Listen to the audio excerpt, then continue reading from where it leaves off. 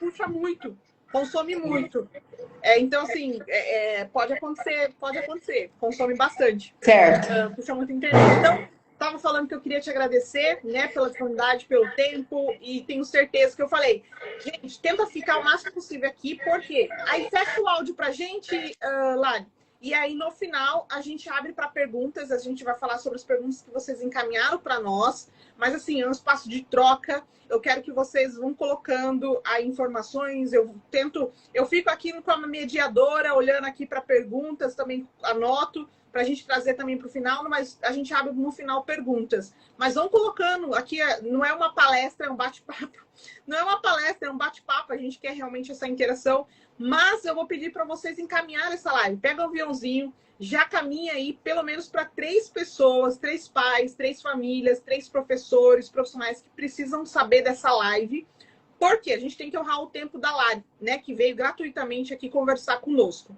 Então, deixa eu me apresentar. Então, eu sou Lidiane, né? Sou Lidiane Lussa, fundadora aqui do Mundo. Além de mãe do Thiago, que está dentro do espectro autista. E que tudo isso surgiu por conta dele. E esposa do Denner.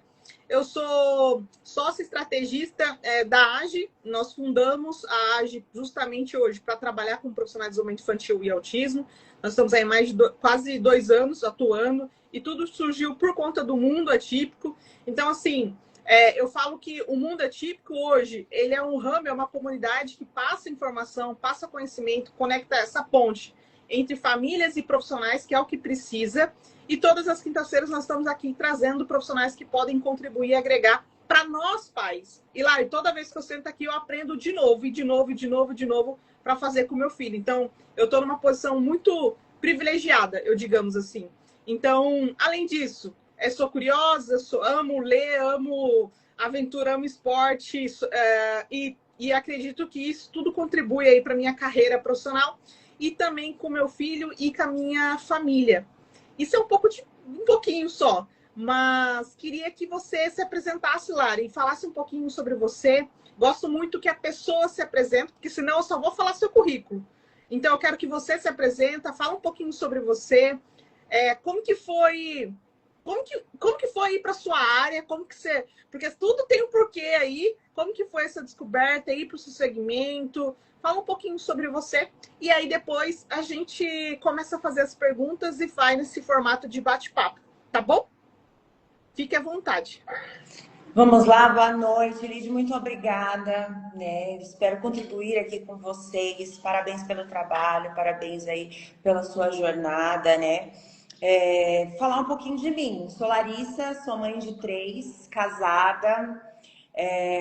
Me formei em bacharelando de psicopedagogia por um acaso mesmo, né? Quando eu fiquei grávida da minha segunda filha, eu trabalhava na área hospitalar, era uma área que consumia muito o meu tempo, né? E aí, para a criação de mais um filho, eu falei, não, eu preciso trocar. E aí eu sonhava com algo, mas não tinha ainda a alusão do que era, né? E aí, então, comecei a fazer o curso, fui indo, fui me apaixonando, né? Até que eu finalizei, trabalhei como acompanhante terapêutica. Então, assim, essa vivência escolar, eu tive ela primeiro, antes de vir para a parte clínica. Aí me pós-graduei em neuropsicopedagogia, fiz especializações dentro do TEA, do TDAH. E aos 34 anos de idade fui diagnosticada com o TDAH e o autismo também. Né? Foi algo bem diferente do que eu achei que seria, né? Porque quando a gente tem uma vivência profissional e vem para o particular, aí a gente já... Né? E aí, agora? O que eu faço? Como é que eu faço? Eu vou fazer tudo aquilo que eu entreguei para os meus aprendizes, né? Toda a orientação que eu dei para a família. Então, assim, hoje eu posso dizer que eu tenho um pouquinho de cada, né? Eu tenho um pouquinho da vivência dentro de escola, dentro da clínica, experiência pessoal, né? Experiência também dentre os pares, né? E hoje eu dedico a minha caminhada à inclusão. A inclusão mesmo. Eu dou palestras em escolas, em igrejas, né? Da igreja na qual eu faço parte, lá tem um projeto onde eu atendo as crianças neurodivergentes da comunidade, onde eu presto assistência para as famílias, né? Tem também os meus atendimentos particulares, que eu faço todo esse trabalho de psicoeducação, o trabalho também da educação parental, né? Porque eu acredito que quando a gente trabalha com a criança, a gente trabalha com a família. Não existe como, porque aí se você trata da criança e manda ela para talvez um ambiente adoecido, você vai ficar naquele looping. Então, é um conjunto. Precisamos trabalhar todos juntos, né? Escola, a equipe, a família, a criança, porque na realidade o único objetivo é o desenvolvimento da criança, né? Com certeza, concordo. E como que foi para você receber seu diagnóstico? Foi um susto muito grande. Sério? Você Sim, não... porque assim, eu já tinha o diagnóstico do TDAH, mas aquele diagnóstico assim, entre profissionais, os profissionais, né, a gente, um faz teste, outro faz teste, sim, eu já sabia que eu tinha TDAH. E aí, um belo de um dia, eu entrando em crises, né, perto da TPM, aquela coisa. E aí eu conversei com a neuropsicóloga que trabalha em conjunto comigo, a doutora Miriam, maravilhosa. E falei para ela, olha, eu tô com uma pessoa assim, assim, assim. Ela falou assim, Larissa, essa pessoa precisa fazer uma avaliação, né? Aí eu falei, é verdade, vamos lá. E aí, até então, eu fui em busca de entender como era o meu funcionamento dentro do TDAH. Né? Uhum. É o desatento, é o hiperativo, quais são ali os meus prejuízos nas funções executivas. Quando eu caí dentro do espectro, eu assustei. Mas eu não assustei porque eu tive medo do que aconteceria, mas porque eu revivi todas as situações em que eu sabia que estava enquadrado dentro do espectro e havia apenas sofrimento. Eu nunca parei para pensar que havia algo diferente. Então, assim, eu via por lentes totalmente embaçadas, porque eu vivia uma situação, eu tinha o conhecimento técnico, mas eu não identifiquei isso em mim. Então eu olhava assim, nossa, lembra quando aconteceu isso, quando aconteceu aquilo, quando eu me magoei por isso, quando eu tive uma crise por conta daquilo, já era o espectro. E eu não me dei conta. Então veio assim aquela culpa excessiva que eu tinha que ter tido mais cuidado comigo, né? Aí depois a preocupação, peraí, então eu tenho 3 filhos, né? Não existe só um dentro do espectro, não existe só um dentro da neurodivergência numa família. De onde eu vim, né? Quais são os resquícios que eu deixei nos meus filhos? Hoje os meus filhos estão sendo avaliados também, justamente por conta disso, porque eu tive muitos prejuízos. Prejuízos emocionais. Eu hoje, se você me olha, eu emagreci 62 quilos. Eu fiz a bariátrica porque eu tive compulsão alimentar, né? Eu tinha compulsões atrás de compulsões e uma vida, assim, na loucura, né? De filho, de casa, disso. Então, eu só achava que eu precisava esconder muito bem tudo que eu sentia, tudo que eu vivia, porque todo mundo vivia dessa forma. Então eu precisava esconder que quem era eu, né, na fila do pão para ficar reclamando. Tem gente pior, né, vivendo coisas piores. E aí quando eu vi, foi um susto, mas também foi um alívio. Por quê? Porque a culpa, né, a culpa que eu carreguei durante anos, ela tinha um nome. Eu consegui nomeá-la, né? E nomeando, quando a gente dá nome a algo, a gente descobre caminhos. Então, Sim. hoje eu tenho caminhos, né? Hoje eu tomo medicamento para o TDAH. Dentro do espectro, eu faço ali o acompanhamento também com a equipe, mas estamos seguindo junto e descobrindo, né? Descobrindo. Eu sempre entendia muito bem os meus aprendizes, muito bem. Eu pensava assim, nossa, parece que eu vivo isso. Eu entendo como ele está se sentindo.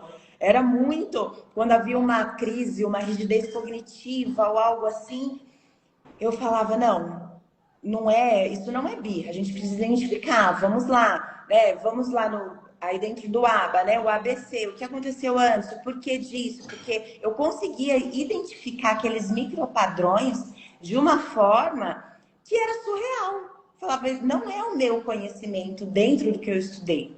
É algo a Uhum. mais, mas até então eu falava, ok, obrigada a Deus por me dar esse, né, esse superpoder e conseguir trabalhar de uma forma mais tranquila com os meus aprendizes. E aí, quando veio o diagnóstico e vieram todos os prejuízos ali que eles acenderam e eu comecei a entender o meu funcionamento, eu pensei, pronto, agora eu tenho um ponto de partida. Eu preciso deixar toda a culpa para trás, deixar toda a sobrecarga lá atrás e viver de uma forma diferente agora, né? Perfeito. Você contando a sua trajetória, só vou pedir para você ficar um pouquinho, fechar o. Você contando a sua trajetória, primeiro assim, parabéns por buscar, primeiro buscar, sabe? Na verdade, a gente às vezes vive uma vida que a gente acha que tá tudo normal e nós não buscamos os nomes, mesmo trabalhando nessa área, nem mesmo trabalhando nessa área de desenvolvimento, na área da saúde, muitas vezes a gente não olha para dentro da gente e, só um pouquinho, vai, ai Jesus, peraí, vai descarregar aqui o computador. Peraí. E se descarregar o computador, eu fico sem as perguntas. Peraí, gente. É ao vivo. Ai, meu Deus. Não tá carregando. Tá carregando. Uai, gente, peraí.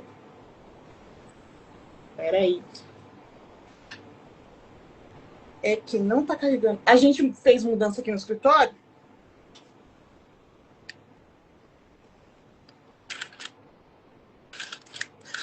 Aí, tá carregando. Ah, tá. Então, muitas das vezes, desculpa, muitas das vezes a gente, mesmo atuando numa área, não para refletir sobre nós e não buscamos os nomes das coisas, como você falou, os nomes que vai ser o caminho.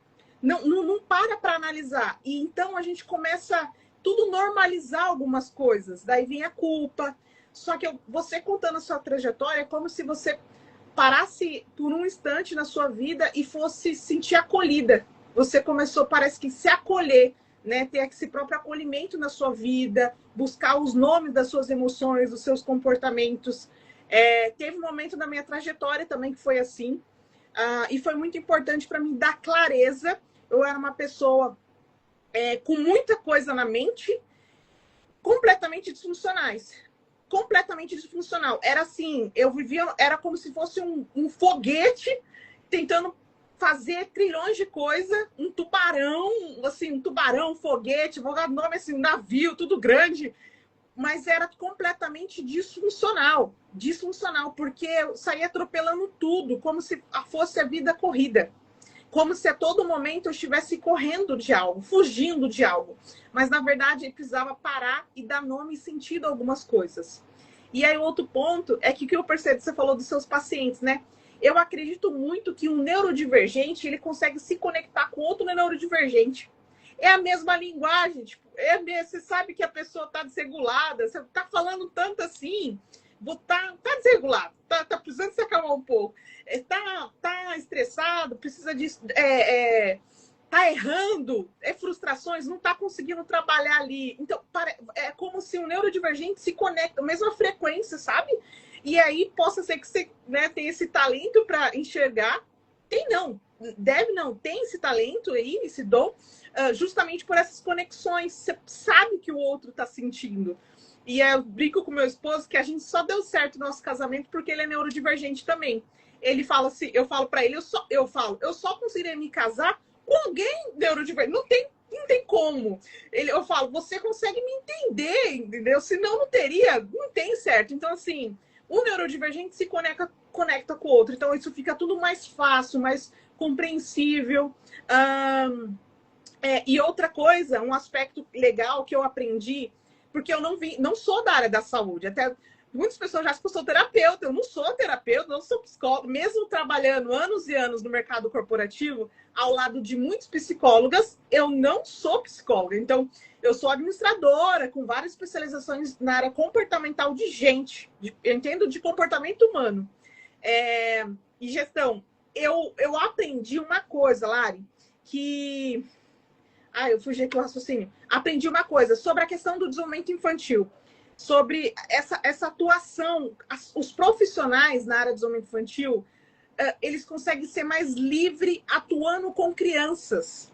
Eu vejo a maioria dos nossos clientes na AGE, a maioria são neurodivergentes. Eu falo, tá, você tá dentro do espectro, né? Aí a pessoa fala, aham, você é TDAH, né? Aham. Parece que as pessoas são profissionais mais livres e aí tende a ir para esse segmento também, a área da saúde, crianças, entendeu? Então, tudo isso se conecta.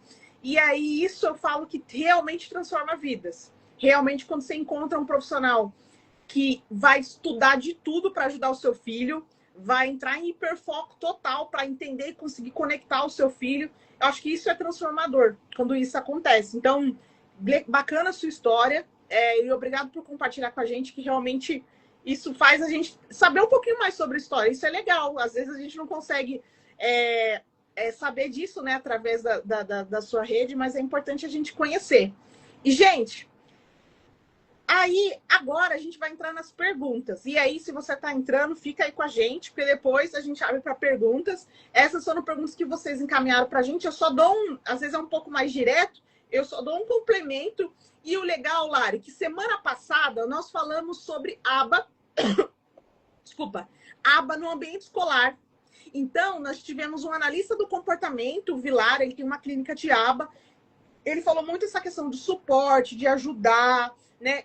Como ajudar o professor, a assistente. Então, a gente falou muito de aba no ambiente escolar. Então, agrega muito com o tema que a gente está falando hoje. Então, por isso que eu escolhi a gente falar próximos. Então, quem estava na live semana passada vai entender muito sobre aba. E essa live com esse tema, para você vir conversar conosco, agrega bastante também o tema que nós tivemos semana passada. Principalmente que a gente entrou de férias. E aí, as criançadas voltam, aquele reboliço, né? É começar tudo de novo, todo o processo aí, coitada das professoras. Então, a primeira pergunta. Hoje existe muitas dúvidas, né, sobre inclusão escolar.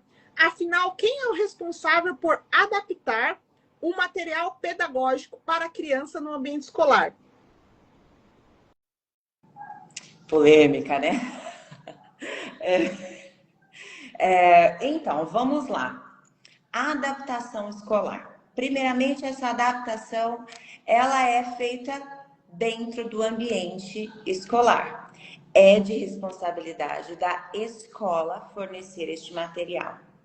Larissa, como que eu vou saber se a escola está adaptando o material para o meu filho, se aquilo está realmente atendendo a demanda do meu filho? Primeiramente, quando a gente fala de anos iniciais, torna-se mais fácil, porque iniciais de alfabetização, então a gente tem ali, dentro da equipe multidisciplinar, essa criança vai passar por uma psicopedagoga, uma neuropsicopedagoga, onde ela vai entender o funcionamento ali dela de aprendizagem e vai determinar o que é a forma com que ela aprende.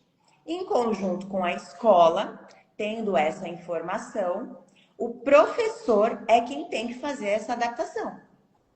Então, assim, a adaptação, ela pode ser feita diária, por exemplo, se a escola tem uma apostila formal, e aí o professor vai lá e adapta aquele material para o aluno. Se o aluno não consegue alcançar aquele material didático, precisa ser feito dentro da forma de aprendizagem, do nível de aprendizagem dessa criança, mas tudo isso é o professor quem tem que fazer. Esse material, ele tem que vir da escola, ele não pode ser cobrado pela escola, a não ser que a única forma que essa escola pode cobrar é se ela fizer um material idêntico ao dos demais alunos, mas de forma adaptada para este aluno. Ou seja, ela vai refazer aquela apostila, refazer aquele material dentro do que já está estabelecido pela grade curricular da escola. Fora isso, não. Por quê? Porque se há uma demanda diferente para esse aluno, essa escola já ofereceu a inclusão. Inclusão não é só aceitar o aluno dentro da sala de aula. Não é só que o aluno se sente e assista a aula. Ele precisa participar, ele precisa pertencer. né? E a resposta de uma boa inclusão é o desenvolvimento dessa criança. Acho que no mais é isso. Porque a própria começa ali no que é inclusão, né? Acho que a resposta já começa no que é inclusão. Ela precisa participar, ela precisa ser incluída, ela precisa aprender. Eu falo que escola, ela não é um parquinho de passeio, ela tem que ter um significado, porque senão não faz sentido o ambiente escolar para as crianças. Eu sei que inclusive, um debate muito grande sobre escola especial, a criança precisa ou não. Uma vez me perguntaram, mas Lid, você não concorda? Você não acha que não deveria ter escolas especiais para as crianças neurodivergentes? Falei, mas daí para que escola? E a inclusão, onde que fica nisso? E sendo que nós somos seres, sim, não existe criança igual, pessoa igual a outra. Então, assim, e não existe só transtornos. O mundo não é assim. Nós precisamos porque a gente, ser incluído, porque a sociedade é uma sociedade neurodivergente. A questão a gente tem dificuldade com esses ambientes porque realmente elas seguem um padrão. Já é escola, um padrão, a quantidade, tudo, não existe não tem, as escolas, elas seguem um padrão, uma rotina. Então, essa adaptação é muito importante para entender essa complexidade de cada ser humano da forma que aprende, né? Então, é um desafio. Acho que é um desafio, né? É um desafio para o professor a entender o aluno, é um desafio para assistente, é um desafio para as profissionais, né? Neuropsicopedagoga, entender, acessar aquela criança. Então, é um desafio, né, Lari? Sim, hoje eu faço também a mediação escolar, porque eu vi a necessidade disso. Então, assim, além do atendimento dentro ali do consultório, eu tinha uma demanda muito alta que divergia do que eu fazia com aquela criança, e aí ela entrava no ambiente escolar e desorganizava tudo que a gente fazia. Então eu falei, não, eu preciso criar algo que seja especificamente para que essa criança obtenha um desenvolvimento adequado, né? É o que você falou. Eu dei uma palestra há umas 3 semanas atrás em uma escola pública. Uhum. E lá os professores tinham algumas perguntas assim que eu até fiquei assustada. Porque eu falei, como que nós não temos uma base de inclusão, né, para esses professores? Porque por mais que eu fale assim, olha, o professor tem que fazer isso. Só que a escola está promovendo a inclusão adequada para que esse professor consiga, porque a lei determina que podem ter 3 crianças para cada acompanhante. Níveis de suporte diferente. E aí nós precisamos entender o que é um cuidador, o que é uma acompanhante terapêutica e o que é um professor AEE. Porque o cuidador, ele vai entrar nas questões de uma demanda de um nível de suporte 2, 3, né, que são os cuidados com higiene, cuidados físicos mesmo. Agora, o acompanhante terapêutico, ele faz essa junção do que o professor, do que os terapeutas, o que ali a coordenação, todos estão bolando, né, para que esse PEI realmente seja concluído. Já a professora AE, ela está ali para aplicar, né? Então, assim, a acompanhante não pode aplicar. Só que na prática, ela aplica.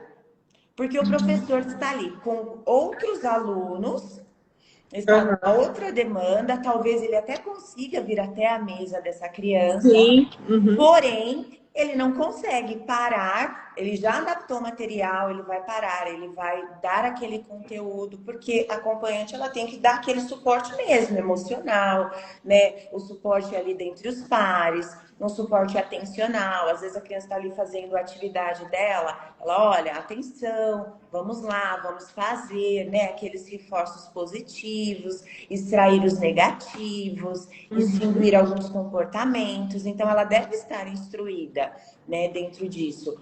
Então, nós temos que olhar essa inclusão num todo. A escola dá suporte, o professor está qualificado para isso, né? E terceiro, essa profissional, ela está exercendo a função na qual ela deve exercer? Porque hoje contratam-se estagiários, contratam-se pessoas de outras áreas e falam, olha, você vai sentar do lado do fulaninho porque ele precisa de uma acompanhante. E aí ela não tem nenhuma especialização, ela acaba ficando perdida, o professor não dá suporte. Isso eu estou falando de vivências que eu tive e tenho em escolas públicas e particulares. Então, essa deficiência da inclusão, ela vem já de tempos. E o nosso, obrigada. E o nosso papel é exatamente esse. É o seu papel, o meu papel, o papel de todos é mostrar, levar informação, levar, entendeu? Extinguir as dúvidas, perguntar, estar presente. Por quê? Porque não é todo mundo que sabe, não é todo mundo que tem a obrigação de saber. Claro. Porém, se você, é o que eu costumo dizer, mas eu não tenho nenhum neurodivergente na minha família. Mas e o seu filho? Será que na sala dele não tem? Ele não vai trombar com um no pátio? Será que no mercado não vai ter um? Será que você não vai ser atendido por alguém em algum lugar? Então, a neurodivergência num todo, nós precisamos combater com a informação. A desinformação leva a este ciclo que nós precisamos o tempo todo ficar batendo na tecla. A inclusão não precisa ter brigas, né? Às vezes eu chego numa escola para fazer alguma reunião, as pessoas me olham meio torto. Eu já chego e falo, gente, eu não estou aqui para apontar as deficiências da escola ou apontar as deficiências da família. Porque esse é um trabalho conjunto. Se um desses três, que é equipe, a escola e a família falhar, essa criança que vai ser prejudicada. Então, eu não tenho por que brigar com a professora, bater na tecla de alguma coisa com a família. Por quê? Porque os resultados vão vir do desenvolvimento. Fala, não adianta. Com o neurodivergente, não adianta mentir. Falar, não, está sendo feito. Porque se ele não desenvolve, ele te entrega. Sim. Né? Sim. E assim, não é nenhum profissional, na verdade, que é isso, num papel de julgar o trabalho do outro, na verdade, né? Quer contribuir. E muitas das vezes, que eu falo, não é fazer uma coisa enorme, mas é uma coisa. Às vezes é um detalhe, às vezes é uma coisinha que pode mudar. Às vezes é um sentar. Às vezes, Lari, é a forma que a assistente está sentando do lado do aluno que poderia melhorar. Sim. Às vezes é uma adaptação em um jogo, um olhar de uma profissional que pode melhorar aquele jogo e vai obter mais resultados. Às vezes é com uma informação que o pai e a mãe falam para o professor ou para o terapeuta, olha, ele está se interessando por mais água agora, mais coisa colorida. Será que não dá para fazer um jogo diferente? Entendeu? Essa troca. O que não dá é para deixar toda a responsabilidade em cima de alguém. Não, o professor vai fazer, ele é professor. Ele é o terapeuta. Entendeu? Isso que não dá. Isso que é responsabilidade do pai e da mãe obter o conhecimento e poder ajudar os terapeutas e os professores. Né? Tem que ter essa harmonia, essa confiança. Porque quem vai ganhar vai ser o filho, vai ser o desenvolvimento dele. E Lari, segunda pergunta. Qual é exatamente o papel do acompanhante terapêutico ou acompanhante escolar dentro da sala? O que ele pode e o que ele não pode? Cada localidade tem um nome, né? Sim, sim. E aí foi o que nós já falamos um pouquinho, né? Sobre a diferença desses profissionais. Mas vamos falar no geral, porque geralmente é um profissional que está ali fazendo todas as demandas. O que ele tem que fazer? Ele tem que garantir, né, a segurança dessa criança em relação a crises, em relação aos pares, que ela tem que estar sendo assistida o tempo todo, ela não pode ser deixada de lado em observações, ela vai acompanhar e registrar toda essa caminhada dessa criança, né?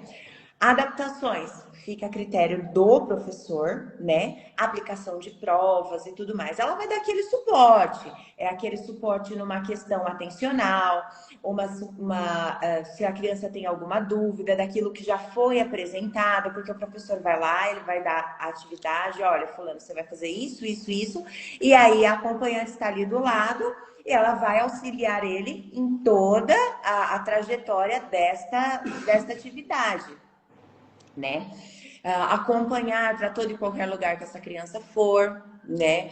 Porque se ela precisa de acompanhante, então ela precisa de suporte, então ela não pode estar sozinha. A criança foi no banheiro, o acompanhante vai.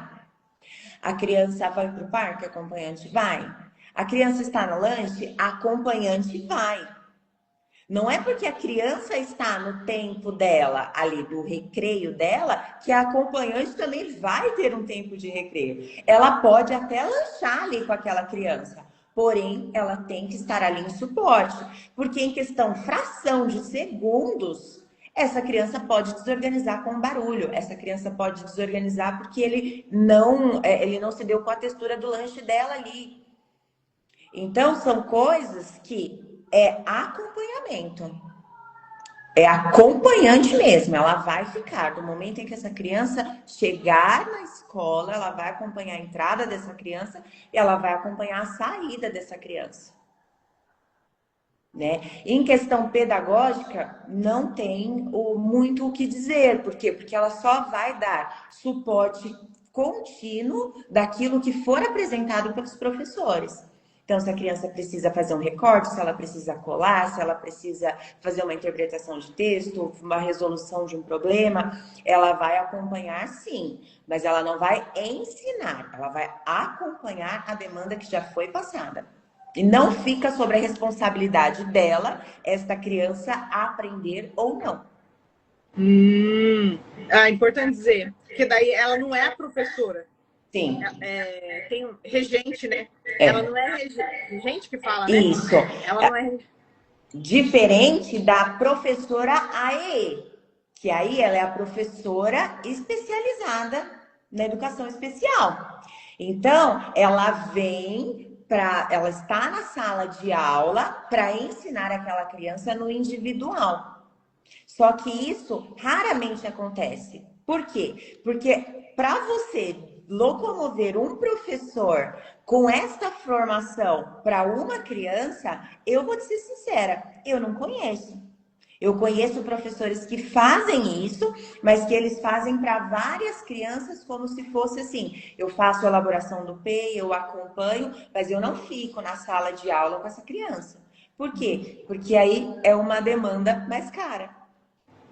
Entendi. Então, eles colocam um acompanhante de uma forma genérica para auxiliar nos cuidados, para auxiliar ali no pedagógico, né, em forma de auxílio, e a pessoa faz tudo. Entendeu? Então, assim, quando a gente fala do professor AEE, a gente tem que entender que esse professor, ele é outra coisa importante também. Cuidador e AEE, ele é obrigatório da escola. É a escola quem fornece.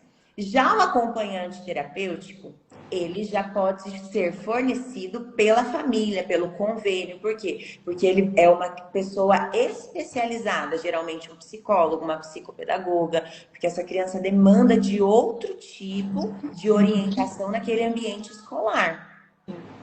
Entendeu? Agora, já professora E, que vai tratar do pedagógico, e cuidador, que é os cuidados da criança dentro do ambiente escolar, porque a segurança da criança dentro do ambiente escolar é de responsabilidade da escola. Então, ela tem que fornecer. Se ela faz a inclusão dentro da escola, se ela aceita o aluno de inclusão, ela tem que estar ciente de que a partir do momento em que ele entra, é responsabilidade dela. E aí ela precisa ter este cuidado de ter essa pessoa acompanhando essa criança em todo o período dela ali escolar. Sim. E assim, o que eu vejo, né? É só que às vezes dá acompanhante para criança, nível 2, nível 3 suporte, nível 1 não dá, não precisa. Mas aí você falando, Mari, sobre essa questão da desregulação, tem a questão sensorial, às vezes acontece uma coisinha. Mas não é porque é nível 1 de suporte que ela não precisa de acompanhante. E aí, às vezes, é definido, não precisa de suporte, porque é nível 1 e tudo mais. Só que tá, quem que avaliou isso? Só a escola que tá olhando para a criança e tá falando isso, né? Tem isso também dentro das escolas. Eu vejo mãe comentando com a gente aqui no Mundo, falando. E aí, se você tem esse caso, gente, compartilha aqui se acontece isso com vocês. Disso, de não disponibilizarem. Escola municipal, tô falando, tá? Escola municipal, escola pública, que é diferente o aspecto. Não disponibilizarem um acompanhante terapêutica. Aqui fala muito, né? Acompanhante de sala, que fala muito esse termo, acompanhante de sala. Acompanhante de sala, porque a criança não tem tanto suporte assim, não precisa. Entendeu? Então tem isso muito. Só que aí quem está avaliando é a escola. Não é um profissional, não é um médico, não é assim, que está acompanhando o caso daquela criança. E não é bem assim, Mari. Porque o que acontece, né? Quando a gente fala de uma avaliação para esta criança, se ela precisa ou não, é a escola quem faz. Só que a escola faz embasada em tudo aquilo que a criança apresenta, embasada na equipe, nas informações coletadas. Por quê? Porque se a criança tem uma necessidade de suporte de um acompanhante, então isso já vai ter sido visto pelo psiquiatra dela, pela equipe multidisciplinar, pelo neuro, vai ser já vai vir lá de trás. E aí, relatório. Aí depois que nós passamos por essa fase do externo, vem dentro da escola. A escola senta e ela precisa fazer a sondagem, a avaliação dessa criança. O que dificilmente é feito, né? Essa sondagem para entender o que a criança consegue fazer sozinha, o que ela não consegue, qual o suporte que ela precisa, fisicamente falando, né? Se é numa questão sensorial, uma questão emocional, e pedagogicamente falando. Por quê? Porque quando você tem uma criança nível 1 de suporte, ela vai sim conseguir ficar sentada, fazer as atividades dela, talvez ali num outro tempo, ela vai vir com uma demanda diferente dos demais, porque ela vai ter mais tempo, ela vai ter uma prova adaptada, ela vai ter um material adaptado para ela.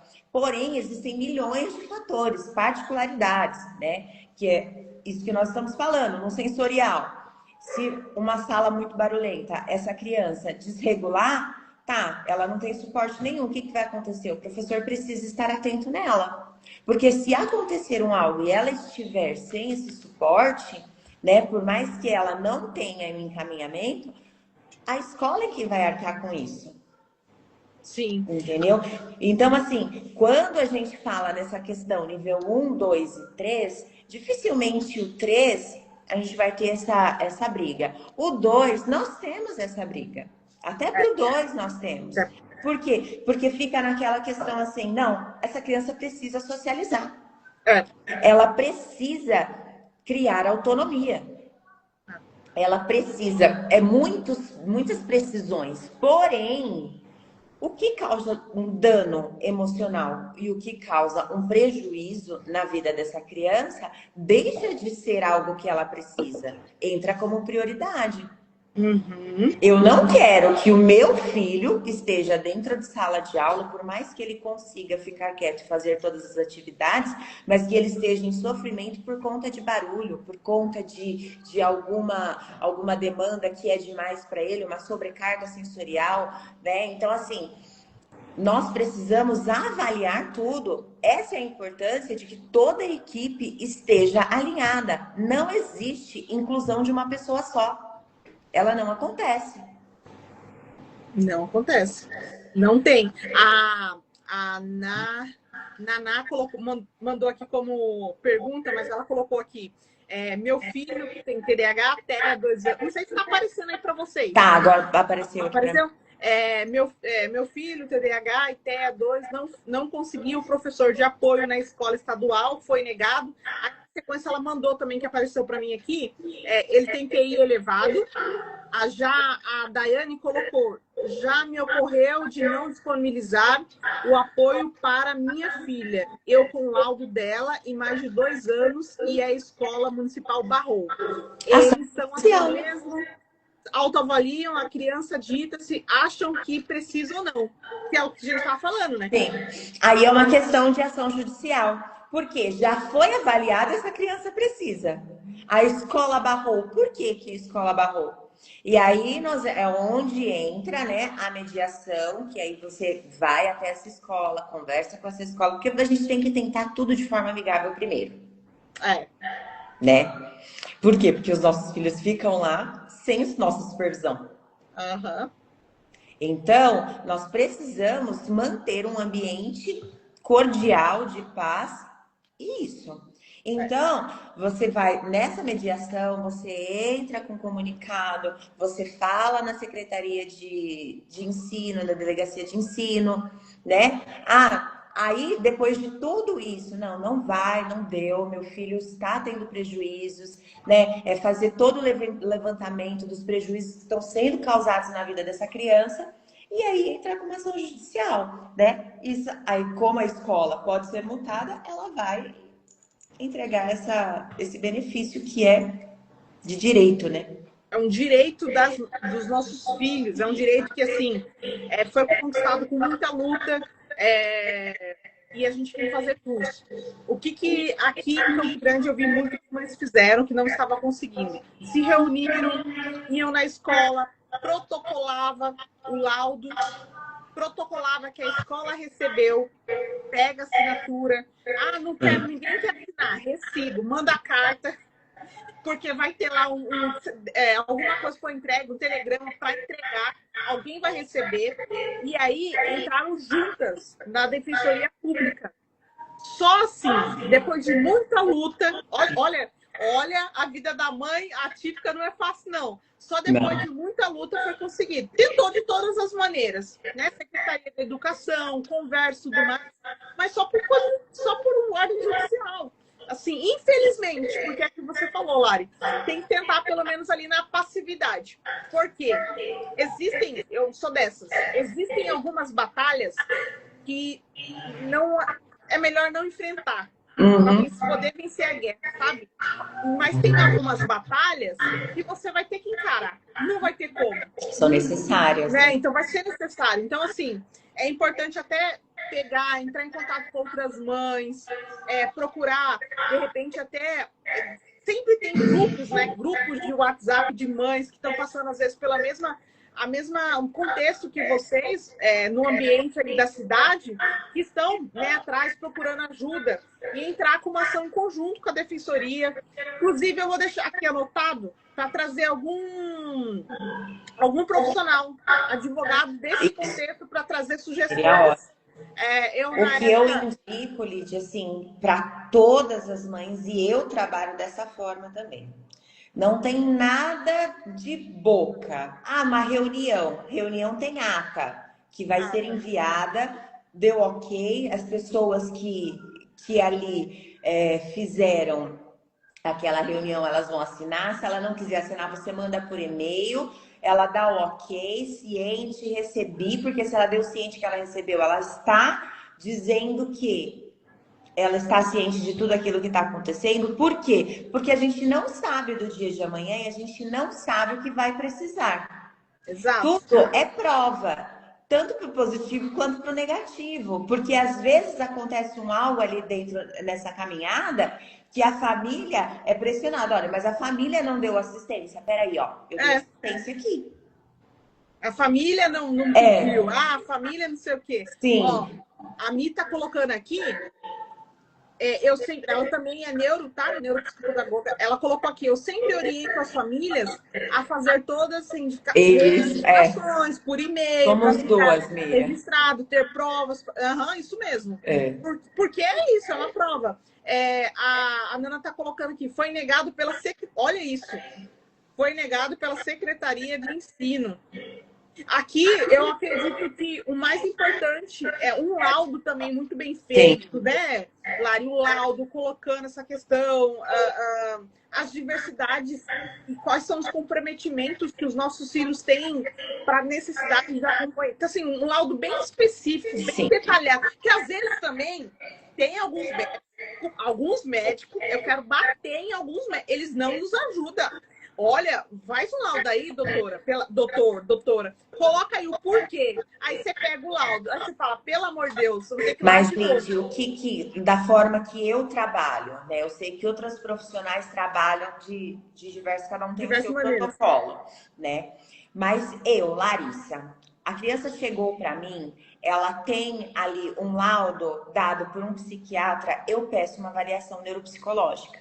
Sim. Por quê? Porque eu vou entender o funcionamento desta criança de uma forma geral, é aquele raio-x mesmo. Eu vou saber os prejuízos reais que ela tem, porque é uma maneira fidedigna de você trazer um resultado, né? Fala assim, os laudos que eu lido, eles têm 30, 40 páginas. Olha aí. Ou seja, você vê a história todinha dessa criança, você vê o histórico familiar, você vê todo o funcionamento dela, desde ali do QI, desde a atenção, memória, tudo é muito bem especificado. Então, quando você tem um relatório só feito por um psiquiatra, você não vai ter isso.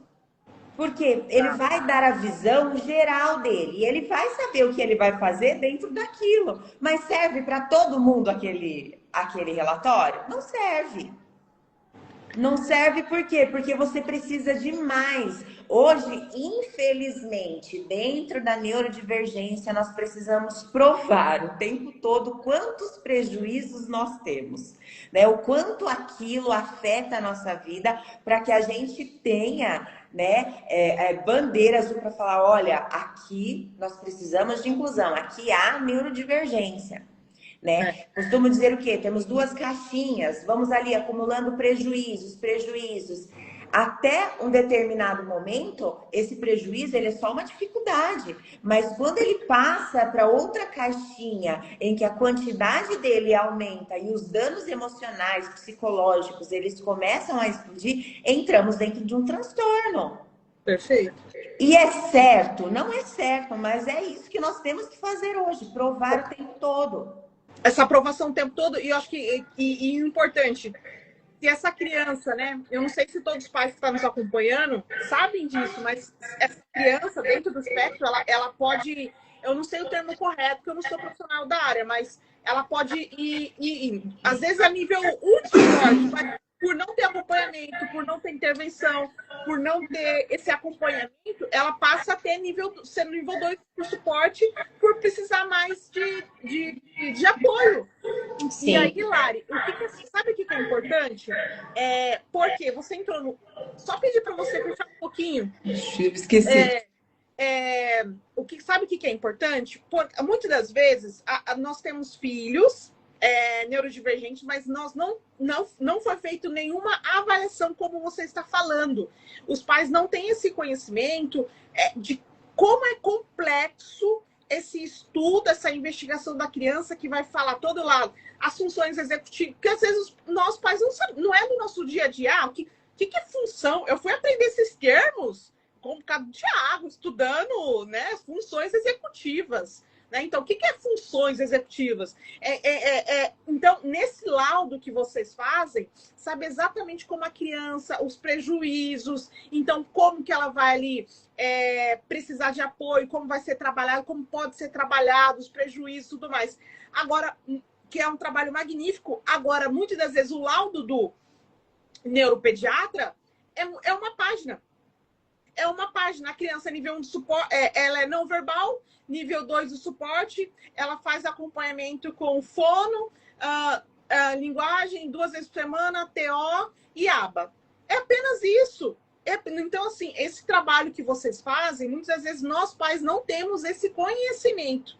E muitas das vezes é o que vai ajudar nesse processo de conseguir, né, com essa escola, com esse professor, esse assistente, né, esse acompanhante. Então, é legal vocês, pais, também saberem um pouquinho do trabalho da Lari também, como faz, independente da cidade, porque às vezes a Lari tem, né, para fazer a avaliação, porque a avaliação tem que ser feita ali com a criança, né? Então, às vezes a Lari também conhece amigo e tudo mais, mas só para ter um conhecimento também, pedir uma orientação. Depois a Lari vai falar um pouquinho com todos os trabalhos, como ela funciona, se ela tem algum trabalho de orientação parental também. Então, porque isso é valioso. Que às vezes, Lari, para nós é uma coisa, paz, é tão distante, porque a gente não é profissional da área, mas uma coisinha assim a gente aprende, vai lá, busca o profissional e já pode conseguir. Porque, no nosso caso aqui em casa, eu consegui muito terapia para o meu filho, porque eu fui estudar e fui pedir para o profissional, a neuropediatra, colocar no laudo do Thiago, psicomotricista. Eu fui atrás, entendeu? Falou, ó, Thiago anda assim, ele anda assim, assim, assim, tônus, ele não tem equilíbrio, o guri mal anda direito, porque é só colo, tá com falta de força. Foi eu que fui pedir para ela, entendeu? Então, assim, por isso que, assim, essas lives vêm aqui pra gente trazer esses temas, porque o conhecimento é libertador. Então, assim, depois que eu falo que depois que a gente vê, não tem como desver. Esse que é o BO, não tem como. Então, isso é essencial. Depois, no final, Lari, fala um pouquinho sobre como é o seu trabalho, mas aí, para a gente fechar, até em respeito ao seu tempo, sobre a pergunta, que acho que é muito que você falou, a inclusão, nós podemos... Cadê? A terceira. Na inclusão, como podemos contribuir uma parceria realmente eficiente para favorecer o desenvolvimento da criança? Foi tudo isso que nós falamos, né? A gente tem que entender que a inclusão, ela não é feita por uma pessoa só. Nós não estamos ali buscando culpados de nada, nós não estamos buscando erro de ninguém, nós estamos buscando o desenvolvimento dessa criança. Então, é essencial que haja uma fluidez no contato entre a equipe multidisciplinar, entre a escola e entre a família. Porque todo mundo vira família. Todo mundo tá ali junto para conseguir que essa criança desenvolva, para conseguir que essa criança tenha um ambiente seguro, para que ela esteja segura para aprender, para que ela tenha autoestima o suficiente para estar ali entre os pares, que ela possa socializar, né? Então, assim, se você tem um ótimo professor e uma AT que não está dedicada ao trabalho dela, pronto, já falhamos na inclusão. E a família está comprometida, mandou uma boa T, né? Ou então a família está sempre ali interagindo, mandando todas porque é muito importante também isso, viu, gente? Atualizar a escola de tudo que acontece com essa criança. Porque às vezes a criança troca de medicação, às vezes a criança, a rotina dela muda. Parece besteira, mas se você mudar a rotina dessa criança, se ela estuda no período da tarde, você mudar a rotina dela no período da manhã, à tarde, quem vai sofrer é ela dentro da escola. E a escola não vai nem saber o porquê. Ah, mas ela ficava com fulano, agora ela fica com ciclano. Ah, então assim, tudo isso precisa ser dito para a escola. E para a equipe também, né? Porque se a gente colocar, cada profissional vê de 1 a 2 vezes na semana essa criança. Sim. A família vê essa criança no período da manhã, no período da noite, para uma janta, para levar numa terapia e tudo mais. Ela passa 5 horas dentro da escola. Sim. Então você olha como é importante que tenha essa relação muito bem estabelecida.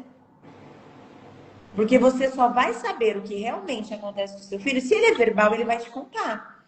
E se ele é não verbal? Você vai olhar ali uma agenda. Uma coisa também que eu recomendo muito são as agendas adaptadas para as crianças neurodivergentes. É um xizinho que a acompanhante faz. E ali ela coloca se ele se socializou, se teve se desregulou, se teve algum atraso dentro do que ele já estava executando, né? Como foi com os pares. Então, assim, ela é muito lúdica. A T só faz ali o xizinho de como foi aquele dia. E o pai também tem essa ciência. E essa T também se resguarda do quê? Fazendo os registros dela. Por quê? Porque se essa criança não desenvolve, tá, mas por quê? A culpa é de quem? Quem é que está fazendo? Infelizmente, as pessoas procuram culpados, elas não procuram resolver. Então, nós temos que lidar com a realidade de uma escola que talvez esteja sobrecarregada, que não está conseguindo concluir essa inclusão, porque as pessoas não estão preparadas, profissionais que não estão preparados, mas também nós temos escolas maravilhosas que fazem esse trabalho com excelência. E que também não são vistas por conta disso. Não são utilizadas como modelo. Né? Eu conheço escolas assim que elas são tão boas que no que elas fazem, que elas aceitam um determinado número de neurodivergentes. Ah, porque não quer mais? Não, porque até aqui eu consigo. Né? Passou disso, não. Mas existe escola também, a hora que você fala, é autista. Ah, não temos vaga. Não temos vaga. É o formulário lá. Quero saber sobre matrícula. Seu filho é neurodivergente? Sim. Ah, não tem vaga. Exatamente. Realidade. É triste, né? Nós temos que entender, tentar entender um pouquinho de todos os cenários. Uma criança neurodivergente, ela gera o dobro de custo de uma criança atípica, uma criança típica, entendeu? Então, assim, quando a escola ela tem um suporte para isso adequado dentro dela mesma, que ela já treinou os profissionais que ela já tem ali dentro, ela já designou cada um, entendeu? Agora, uma escola de um porte pequeno que precisa o tempo todo ficar fazendo contratações de acordo com essa criança, ela não dá conta. Não dá conta, porque daí não fecha a conta para pagar os funcionários, o aluguel. Assim, eu como vivência de administração de empresa, sei bem disso. Nós vivenciamos esse processo com o Thiago. E assim, a escola... Olha, Lídia, não consigo colocar uma assistência. Se não for lá da clínica, eu não consigo. Então, assim, porque chegou o momento da gente tirar a assistente da escola, da clínica, porque não estava dando certo junto com a professora. Só que a escola, infelizmente, falou, Lídia, não consigo. Por questão financeira, eu não consigo colocar uma assistente contratar, nem estagiária. Então, a gente sabe como que é essa coisa, ainda mais no Brasil, para pagar os impostos, tudo. É muito desafiador. Então, assim, a gente tem que entrar... Eu acredito que tudo na vida chama-se bom senso. A gente tem que ter bom senso, sabe? Também, às vezes, a gente está guerreando por um direito que nem faz jus. Então, a gente tem que utilizar de tudo o bom senso. Na dúvida, vamos para o bom senso? O que dá para a gente fazer? O diálogo também. O diálogo. Nós saímos de uma escola com o nosso filho porque a gente não estava tendo diálogo com a assistente. Não podia. Não, não, é só junto com a Lídia. Não pode ser no final. Não, eu falei, mas gente, aqui não tem como. Porque se meu filho faz tal coisa, a gente ficou revoltado. Ah, mas é uma escola com referência, né, inclusão. Tá, mas se não tem diálogo com o assistente, se não pode ali no dia, ei, como que a gente vai dialogar, conversar sobre a criança? Então, infelizmente, não dá. Então, tem que ter um diálogo, bom senso, porque senão não rola. Essa questão de diálogo com a acompanhante é primordial, ter esse acesso, esse livre acesso, né? Se a escola tiver alguma deficiência, ela não vai deixar que tenha o acesso, né? Agora, se ela estiver tudo ok, por que não? Se é um benefício, a escola também se beneficia. Por quê? Porque existe esse livre acesso, existe essa troca, o que essa criança vai desenvolver ainda melhor. Por quê? Porque tem troca de informação. Tem troca. Tem troca. E assim, eu falo muito com os pais, Lara, que a gente tem que apoiar os professores, sabe? Eu sou professora universitária e é totalmente diferente. Tenho um monte de amigos professoras e também da área da inclusão, professora da área da educação, assim, educação especial. E assim, a gente tem que ter bom senso também de valorizar o trabalho dos nossos professores. Sim. Valorizar o trabalho dos nossos assistentes, que às vezes ganha um salário mínimo e fica o dia todo com várias crianças, está tentando aprender, é complexo, nem todo dia o nosso filho está bem, tem dias e dias, e são eles que ficam com os nossos filhos. Então, o que a gente puder fazer para ajudar, contribuir também na vida deles, às vezes formação para ele, é importante. Tem que ter essa ponte, tem que ter essa relação de confiança, ainda mais nos dias de hoje, é importante ter essa relação de confiança. Então, vai na escola, faz reunião, conheça os professores, conheça assistentes, conheça coordenador, porque é isso que falta muitas das vezes. Nós Sim. perdemos o vínculo entre escola e família. Perdeu, não tem mais. O professor tem medo, às vezes, de falar para o pai, porque senão vão armar um monte de coisa. O pai tem medo de falar alguma coisa para o professor. Então, antigamente falava, né?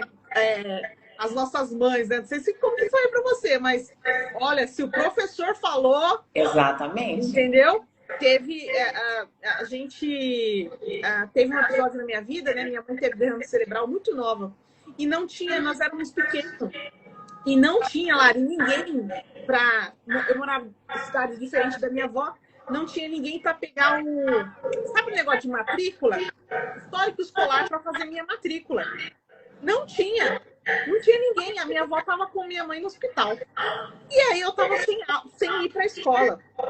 A minha professora, que futuramente virou a diretora da escola, ela falou, eu vou lá pegar a matrícula da Lidiane, você autoriza? Para ela não ficar, ela vai perder um ano. E aí a minha avó, naquela época não tinha telefone, né? Era boca a boca, não, eu autorizo. Ela foi lá na escola que eu estudava, pegou meu histórico escolar e me matriculou. Mas porque ela era professora, era autoridade.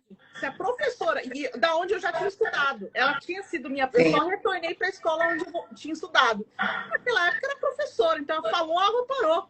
E em casa era também a mesma coisa, o professor falou, a água parou. Então esse respeito para os professores se perdeu. E a gente precisa retomar essa parceria de escola, e inclusive virar um ambiente seguro para os nossos filhos. Olha essa barbaridade que está acontecendo. E aí, Lidy, tem uma coisa assim, o que eu vejo muito dentro do âmbito escolar é que alguns pais, eles não passam essa autoridade que o professor tem. Eles passam, tipo assim, eu estou pagando, se acontecer qualquer coisa, você me fala que eu vou lá resolver. Eu já vi professor sendo desligado,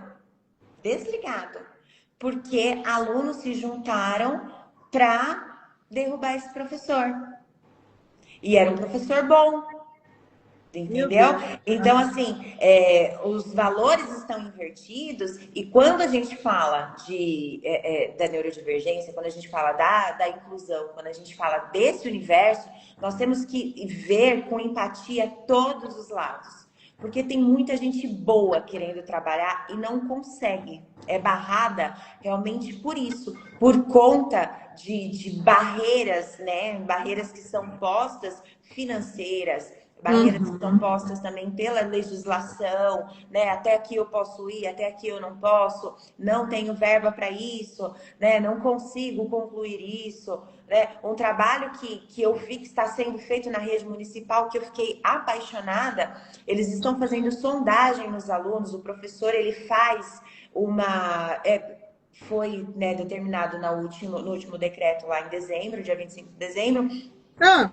Porém, eles estão fazendo uma sondagem e aí eles colocam essa criança num determinado ponto de visibilidade. E aí eles começam a observar os pontos, eles fazem o SNAP, eles fazem todos esses testes iniciais de rastreio. E aí eles solicitam, a própria escola já solicita uma professora especializada, sem o diagnóstico. Aí a escola aciona a família vai atrás. Eu tenho um aprendiz que ele foi fruto disso. A mãe só foi atrás porque a escola identificou que essa criança tinha algo de diferente. Olha, ele está enquadrado em algo diferente, né? E hoje nós fazemos o atendimento dele, ele evoluiu, que foi uma beleza. Só que assim, ele vem evoluindo e vai muito mais. Porém, existem olhares que estão realmente dispostos a trabalhar. Sim. Né? Então, assim, essa questão da mediação, ela é muito importante. Todo profissional, eu sou uma pessoa muito preocupada com essa questão de escolar, Porque é onde a criança passa mais tempo, é onde o Sim. resultado dela vai vir. Então, sempre, quando eu fecho uma mediação, ou até mesmo dentro do projeto que eu fecho uma mediação, essa mediação já vem com treinamento para esse acompanhante. Se precisar, eu vou até a escola, eu faço palestra, eu converso, entendeu? Por quê? Porque quando a gente descobre o funcionamento dessa criança, a gente tem o manual dela.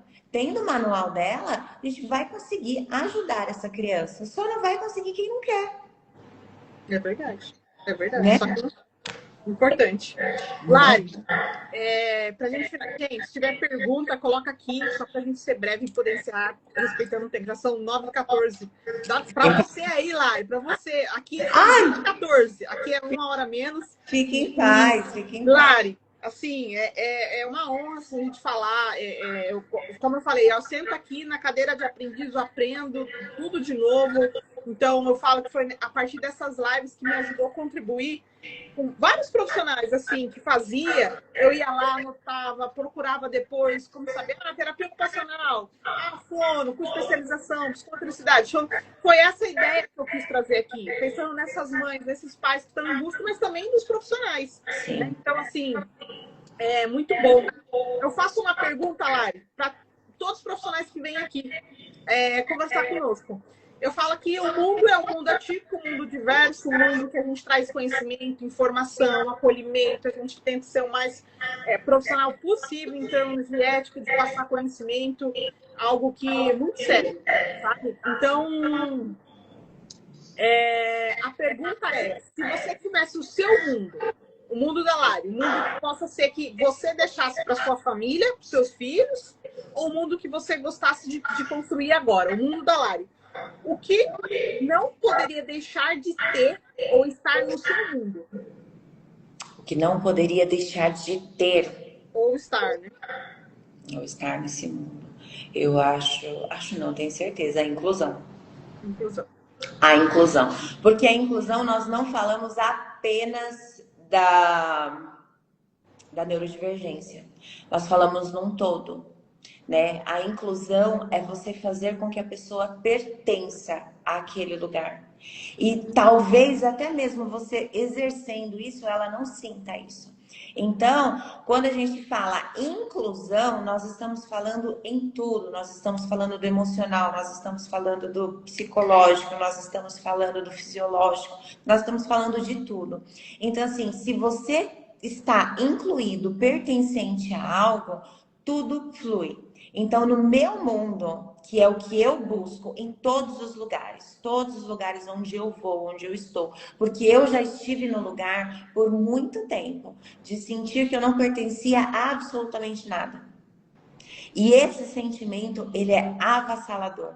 Você não saber que você achar que você não se encaixa em lugar nenhum, que você não é bom o suficiente para estar naquele lugar, que você não é capaz o suficiente para exercer determinada coisa. Então, quando você inclui alguém que ela realmente pertença àquele ambiente de uma forma em que ela foi enxergada na individualidade dela, acabou. Essa pessoa vai estourar e tudo vai dar certo. Todas as potencialidades das pessoas são extraídas dentro do pertencimento, quando ela se sente segura de ser quem ela é. Segura. Nós temos que buscar isso, né? Buscar, a gente... Eu gravei um vídeo hoje pro canal, pro YouTube, eu falo assim pros profissionais, né? Porque assim, eu tô numa posição que eu trabalho na área e sou mãe atípica, entendeu? E aí eu falo assim pro profissional, quando nós pais buscamos vocês profissionais, nós não queremos buscar um influenciador, um famoso. Nós queremos primeiro encontrar vocês e saber como que vocês ajudam o nosso filho a se desenvolver, em quais aspectos. É um desfraude. E nós, mães, o cognitivo, funções executivas. Isso é muito distante. Não, o meu filho está cagando pela casa toda. Você me ajuda? O meu filho é seletivo, meu filho só come o arroz. Você consegue me ajudar com isso? Quem que é? Quem que é o dono desse negócio? Entendeu? Sim. E aí eu falei assim, olha, nós pais temos que olhar para suas redes sociais, onde você tiver, você tá TikTok, Instagram, qualquer coisa. Nós temos que sentir confiança em vocês. Confiança, aí você falou, né? Então, assim, nós temos que sentir seguros. Então, primeiro, que a confiança vem, nós sentimos confiança de entregar o nosso filho para vocês. Exatamente. Entendeu? Então, é isso que também a gente precisa passar. A outra pergunta é: o que é sucesso para você? O que é sucesso para mim É quando a criança alcança os objetivos dela. Esse é o meu sucesso. Eu não tenho outra coisa para te dizer, porque assim, do que adianta, né, você ter grandes números na rede social, do que adianta você ter um currículo gigantesco, não adianta de absolutamente nada. A criança precisa desenvolver, porque se ela não desenvolver, nada do que eu fiz valeu a pena, nada do que eu fiz foi eficaz. Então, se a mãe me procura e fala, Larissa, você pode, é aquilo, né? Você me ajuda no desfraude? Eu vou falar, eu ajudo. Se eu não ajudar, alguma coisa está errada. Então, o meu sucesso depende da conclusão, né? Do desenvolvimento dessa criança. Talvez ela não chegue numa totalidade, mas ela vai. Hoje mesmo, né? Eu atendi dentro do projeto e aí uma das mães, a gente estava com uma questão de uma criança, numa questão do desfraude. Ele teve um bloqueio, onde ele fazia o cocô no banheiro e ele teve um bloqueio e ele não fazia mais. E aí nós iniciamos um trabalho com ele e a mãe, e assim, ela toda emocionada me falando, ele tá indo no banheiro, ele vai lá sozinho, entendeu? Eu sento e choro. Eu sempre choro vendo quando a criança fala uma cor, quando a criança esboça alguma outra palavra, né? Quando aquilo que a gente vai por blocos, né? Pelas necessidades da criança, né? Não adianta eu querer ensinar inglês para uma criança que ainda não aprendeu a E, ou U. Então, qual que é a necessidade dela? Mas ela realmente precisa aprender a ler e escrever agora? Ou a gente precisa melhorar o processo atencional dela? A gente precisa melhorar a rigidez dela?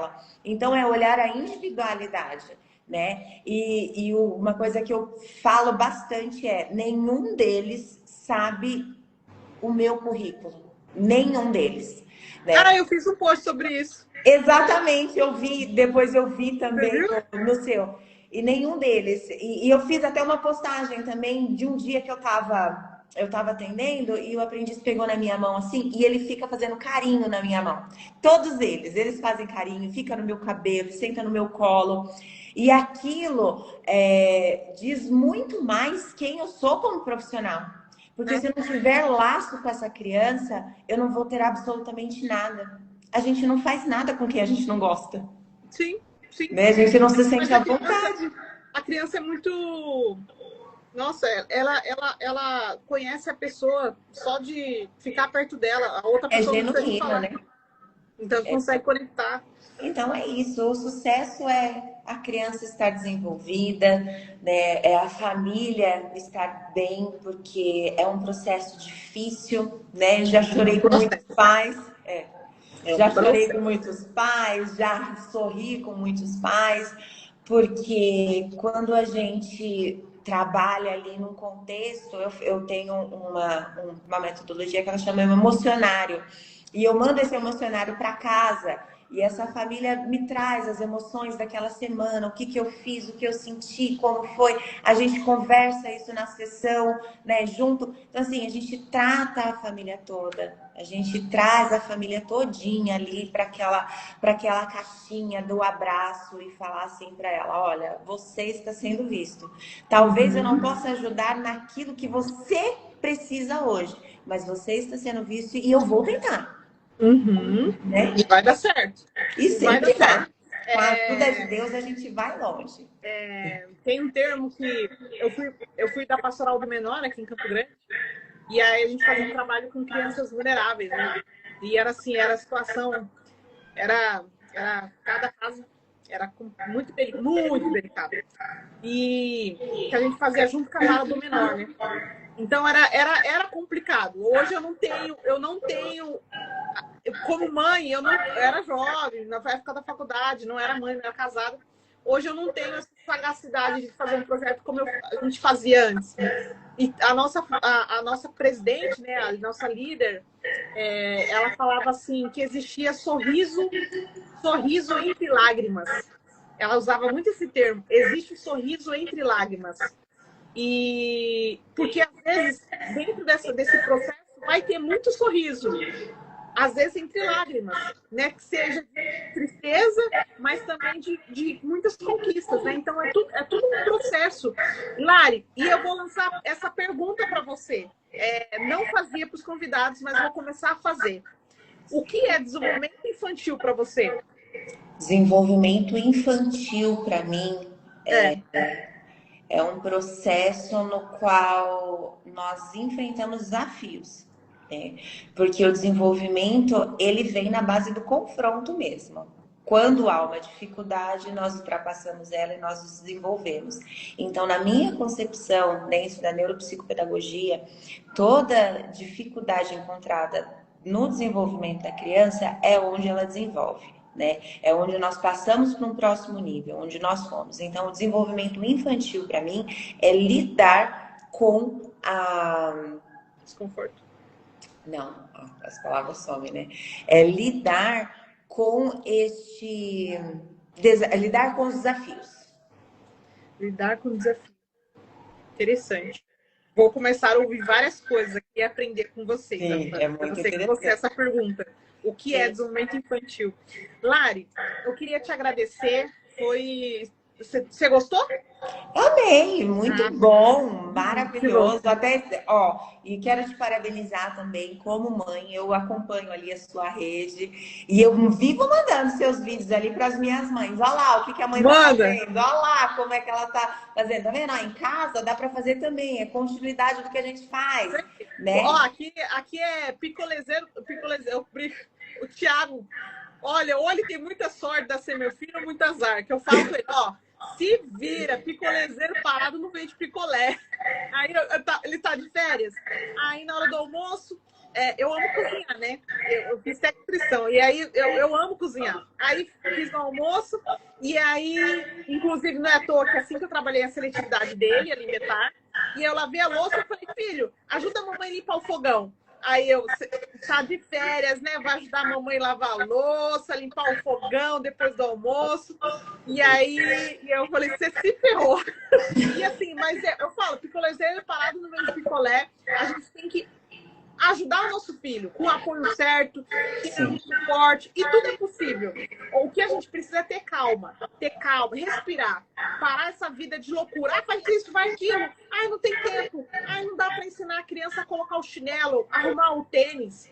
É parar um pouco com essa loucura, respirar e aos poucos ensinando. Mas que bom que você faz isso. Obrigado, viu? É importante. Eu tento compartilhar o máximo que eu posso de alguns trechos, assim, do que eu consigo compartilhar tudo. São frações, né? São algumas coisas que a gente faz e eu consigo compartilhar. Queria que você deixasse suas redes sociais, falasse um pouquinho como você trabalha, cidade, clínica ou não, como se você tem algum tipo de atendimento online, divulgar. Fala verbalmente @ porque vai para o YouTube também, as pessoas podem ouvir. E semana que vem nós temos também live de novo. Convidar vocês para estar conosco ao vivo, quinta-feira, às 20 horas, horário de Brasília. Tá? E eu compartilho com vocês quem serão os convidados. Lari, foi um prazer conversar com você, te conhecer um pouquinho mais. Espero que seja a primeira de muitas e o mundo está aberto aí para te receber de portas abertas para próximos temas, tá bom? Com certeza. Bem, o meu @ é eu.larissafleury. Eu trabalho com a neuropsicopedagogia e a psicopedagogia.